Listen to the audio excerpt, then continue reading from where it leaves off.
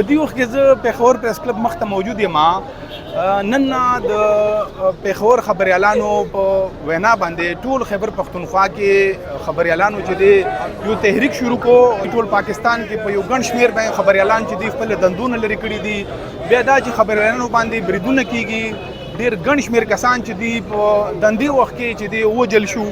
خبریالانو پر ضد باندې ډېر داسې قوانین راغلي دي، پیکا ایکټ ورته وایي، هغه چې دی په هغه کې ډېر زیات داسې قوانین دي چې هغه سره د خبریالانو کم دغه دی لکه کار دی په هغه باندې اثر پرېوتی دی. هغه ډېر چې دی په جیلونو کې په دغه قانون مطابق چې دی تللی دي.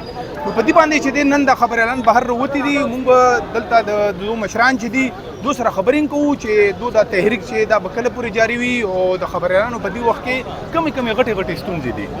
په پاکستان کې او بالخصوص پښتونخوا کې د میډیا افیسز باندېږي، بیورو افیسز باندېږي.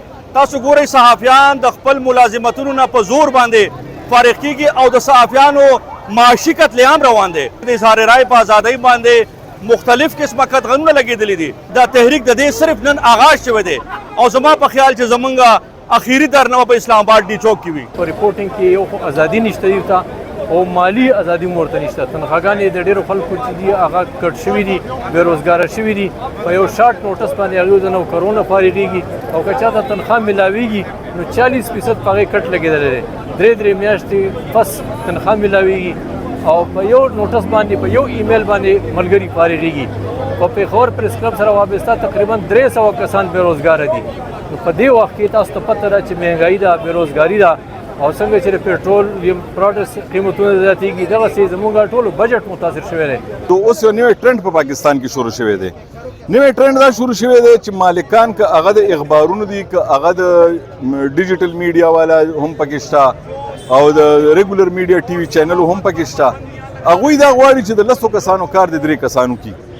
هغه 3 کسانو باندې چې کله پرشر راځي نو هغه چې د 10 کسانو کار کوي نو هغوی نه بیا غلطیان هم کېږي. بیا خلک صحافت ته کنځلې کوي، بیا خبریالانو ته خلک کنځلې کوي چې دا څنګه خبریالان دي، سرخي ته وګوره، د خبر ته وګوره.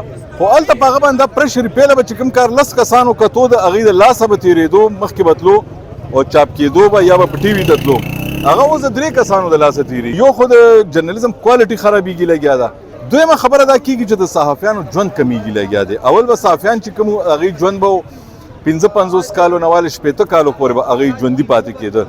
اوس چې کله دا پرشر په زیات شي نو د 40 نه واله تر 45 کالو پورې زیات نه زیات 50 کالو پورې ژوندی پاتې شي، ځکه چې په ده باندې هارټ اټیک راځي، په ده باندې فالج راځي او چې څنګه بیمار شي مالک د نوکرۍ نه وباسي. په درزنو صحافیان په دې 13 هفته کې چې نو صرف د مختلفو ادارو نه ویستلی شول یا په زور د هغې نه استعفاګانې واخیستلی شولې او دا سلسله چې ده نو داسې موږ ته معلومات دي چې دا سلسله چې ده نو دا به نور هم دي تیزوي او دا احتجاج چې دی نو د دې دا دایره کار چې دی دا به اوسې کېږي. د دې نه پس به موږ ځو د دې ایوانونو ته او ځو به اسلام آباد ته که دوی زموږ په دې مطالباتو باندې عمل درآمد ونه کړو او د دې چې دی نو څه حل وینستلی شو. که مالکان د دې حل وباسي، که حکومت د دې حل وباسي، که نه نو دا مالکان چې دي نو دا به په تېښته باندې مجبوره